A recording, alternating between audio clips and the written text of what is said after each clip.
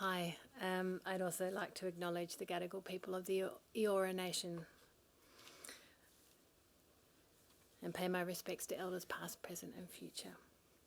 Now, whilst a lot of the projects I'm showing you today are to do with libraries, our work is around collections, and we're really looking forward to working more with museums and galleries.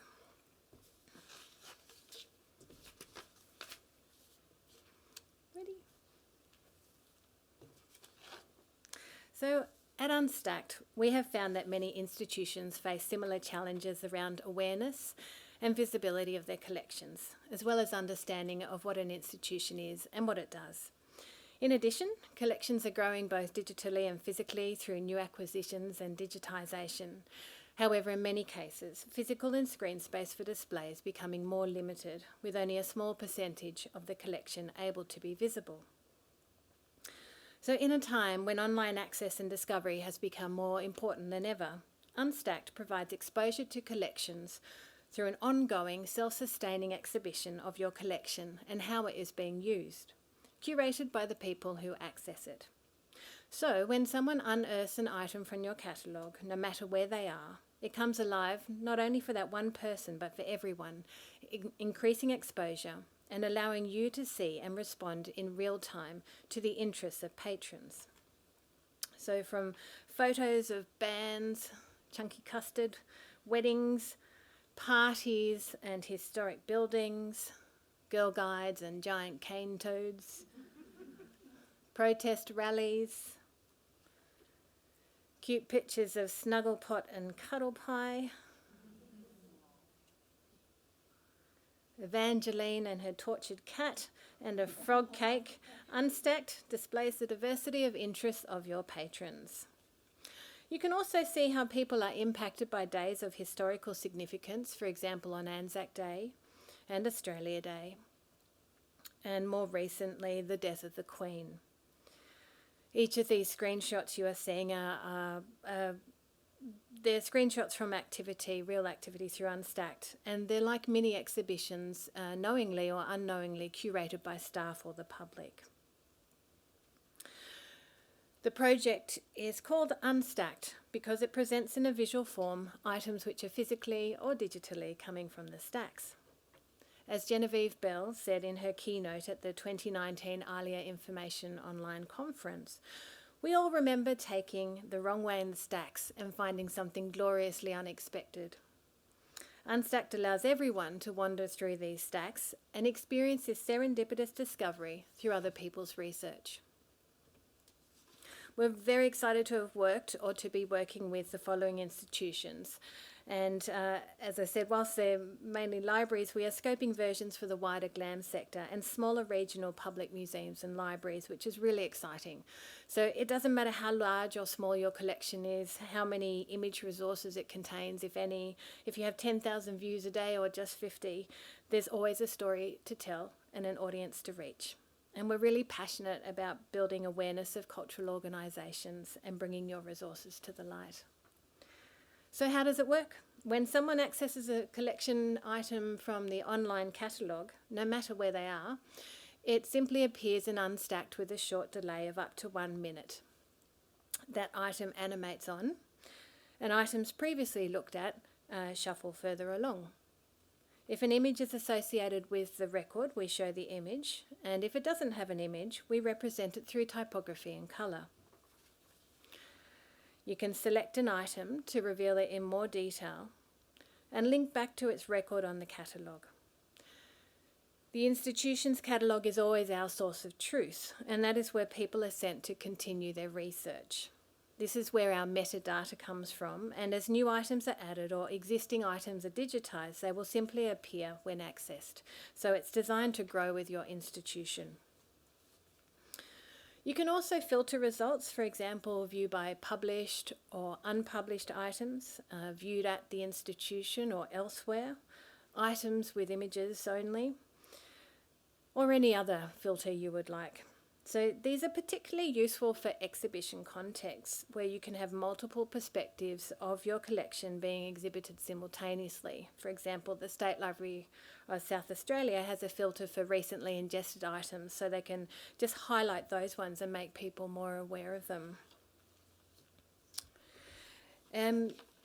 You can also mix live results with a curated feed or just have a standalone curated feed.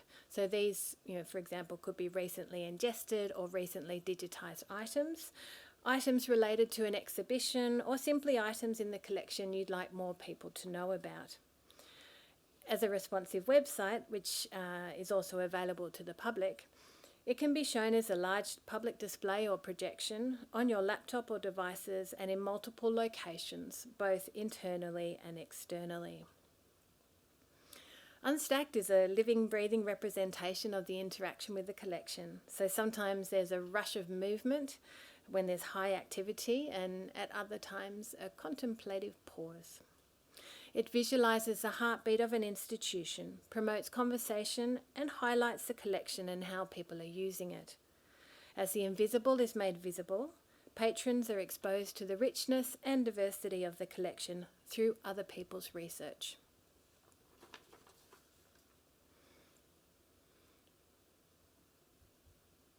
The couple who is about to come on screen, they're a couple that I met at State Library of Victoria, and they were really delighted to see photos of where they grew up, which were appearing on the screen through someone else's research.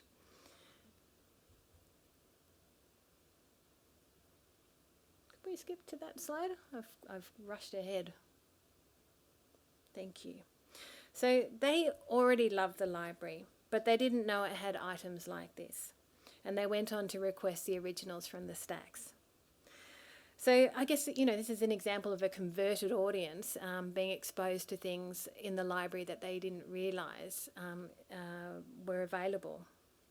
So looking at the public display in SLQ, a woman staring intently at photos appearing on the screen said to me spontaneously, "I got married there," and she started to tell me all about her life. A librarian even found her grandfather in the collection through someone else's search for soldiers. This fellow, the fellow before, just noted, "My generation and younger probably are a little bit out of tune with how to actually search a collection and aren't necessarily in the habit anymore. This makes it very visible, which is easier for us to digest and relate to."